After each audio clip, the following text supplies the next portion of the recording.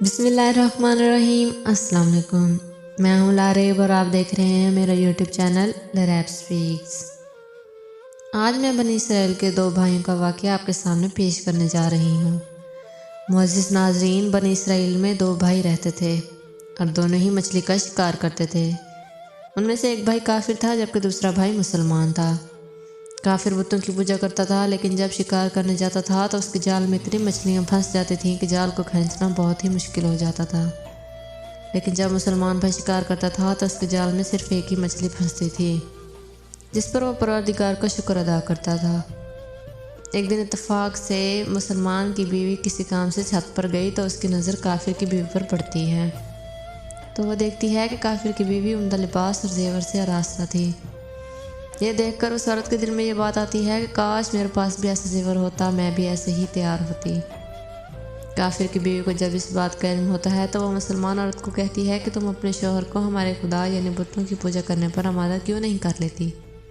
اگر تم لوگ بھی ہمارے خدا کی عبادت کرو گے تو تم بھی ہماری طرح مالدار ہو جاؤ گے۔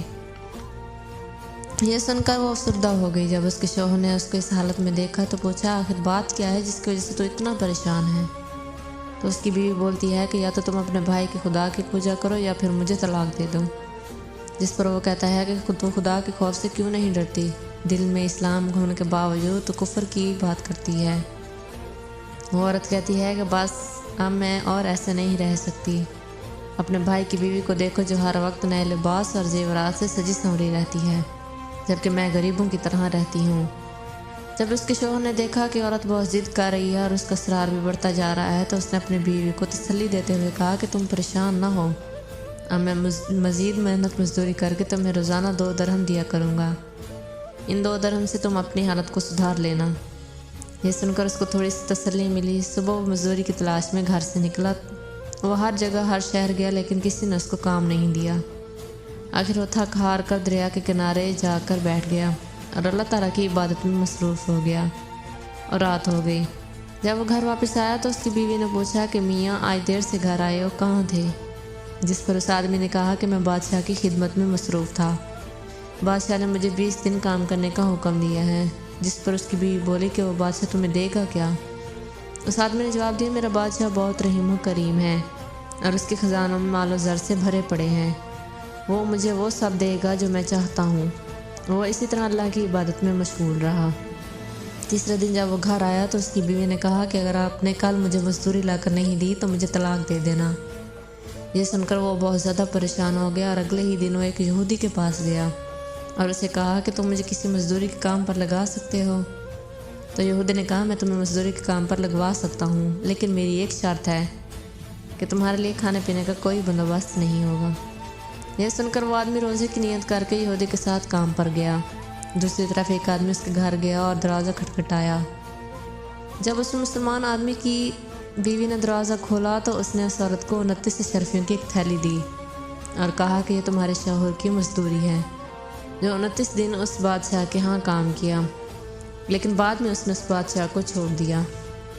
اگر وہ اس بادشاہ کی مزدوری نہ چھوڑتا تو اس کو بہت ساری مزدوری مل جاتی، لیکن اب وہ ایک یہودی کے پاس چلا گیا ہے، لیکن اگر وہ بادشاہ کے کام کو نہ چھوڑتا تو بادشاہ اس کو مزید نوازتا۔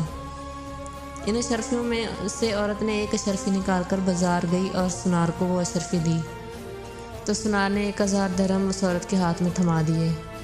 جب شام کو وہ آدمی گھر آیا تو اس عورت نے پوچھا کہ آج تم کہاں پر تھے؟ تو اس آدمی نے جواب دیا کہ آج میں ایک یہودی کے ساتھ کام پر گیا تھا۔